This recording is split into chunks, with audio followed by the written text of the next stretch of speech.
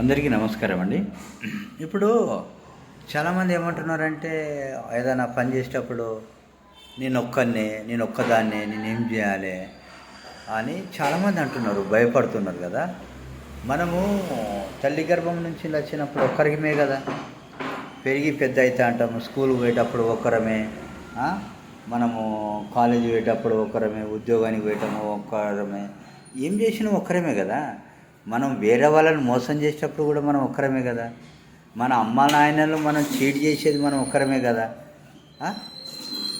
వేరే వాళ్ళని మోసం చేసే కాడ మనం ఒక్కరే ఉంటాను, వేరే వాళ్ళను దగ్గర అబద్ధాలు ఆడే కాడ మనం ఒక్కరే ఉంటాను.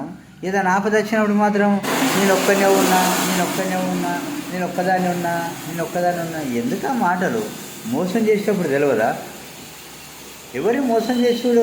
అప్పుడు నువ్వు ఒక్కనివే మోసం చేస్తున్నావు కదా. అప్పుడు నీకు ఎవరైనా అంటున్నారా?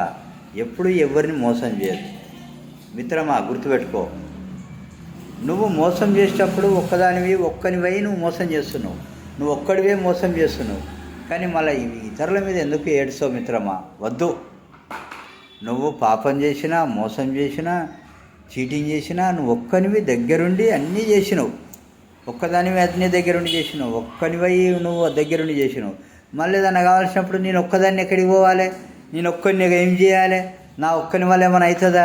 ఎందుకు మిత్రమా ఇవన్నీ? వద్దు, మాట్లాడద్దు మిత్రమా. Thank you so much.